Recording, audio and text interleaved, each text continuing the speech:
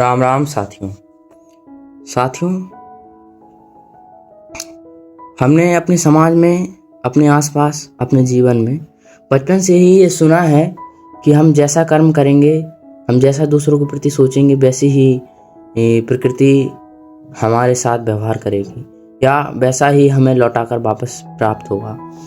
तो साथियों, यह बात मैं एक छोटी सी कहानी के माध्यम से आपको बताना चाहता हूँ, या हम साथ में देखेंगे कि कैसे प्रकृति हमारे कर्मों के आधार पर हमें फल प्रदान करती है, या जो हम करते हैं वो हमें प्राप्त होता है।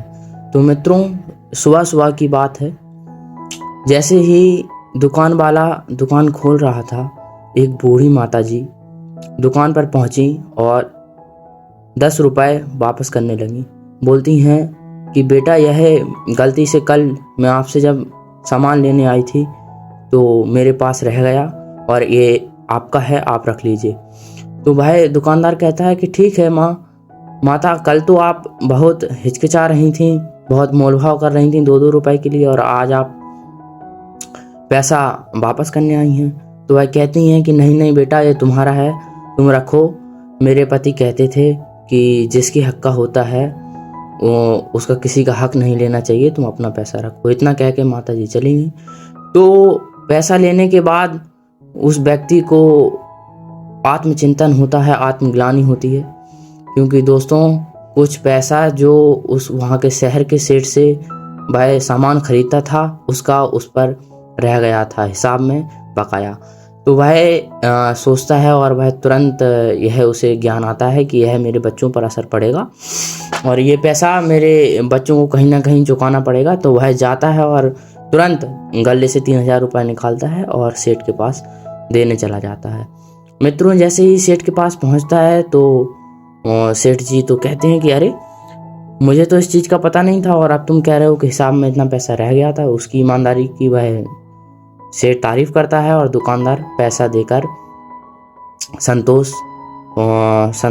संतुष्ट हो जाता है, उसे सुख की अनुभूति होती है।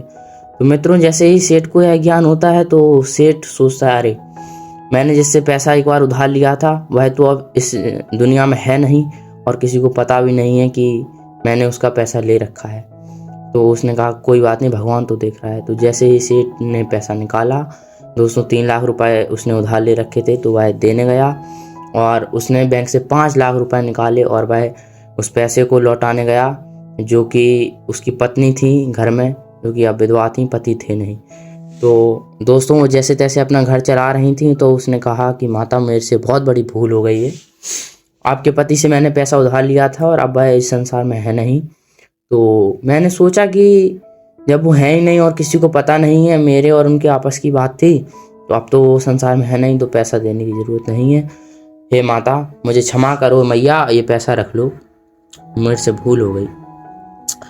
तो दोस्तों, माता ने संकोच किया और बताया कि आपको ज़रूरत है, रखो। तो माता ने पैसा ले लिया। लेकिन दोस्तों, आश्चर्य की बात, मज़े की बात यह है कि ये वही बूढ़ी महिला थी, बूढ़ी माँ थी, जो सुबह सुबह 10 रुपये लौटाने गई थी, जिनके पास भूल से वह पैसा पहुंच गया था। तो दोस्तों, ये कहानी हमें सीख देती है कि हम कभी भी किसी के हक का पैसा ना रखें, हम उसको तुरंत वापस करें। जैसे ही हमारे ज्ञान में आता है, हमारी जानकारी में आता है, हमें पैसा को तुरंत लौटा देना चाहिए, किसी का भी हक नहीं खाना चाहिए। और जैसे ही आप ऐसा करते हैं तो आपके हक का जो होगा, ऊपर वाला बैठा है, वह देख रहा है, सबके साथ वह न्याय करता है। आपको भी अवश्य आपके हिस्से का जो होगा, धन होगा या जो भी आपके भाग्य का हिस्सा रहेगा, वो आपको अवश्य प्राप्त होगा। तो मित्रों, विश्वास रखें। और रामायण की मुझे एक चौपाई भी याद आ रही है, जिसमें कहा गया है कि कर्म प्रधान विश्व रचि राखा, जो जस करहिं सो तस फल चाखा।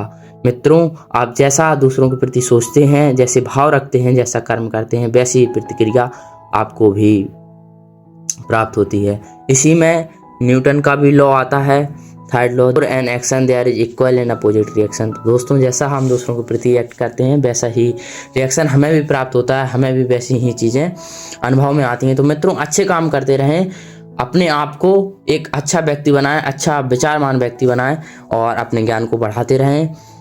अपने आप को उन्नत करें, सफल बनाएं, शरीर पर परिश्रम करें, बुद्धि के स्तर पर परिश्रम करें और अपने आप को आगे बढ़ाते जाएं, निरंतर कार्य करते रहें, सफल बने, समाज का सुधार करें। आपने धैर्यपूर्वक सुना, इसके लिए आपका बहुत बहुत धन्यवाद साथियों। जय हिंद।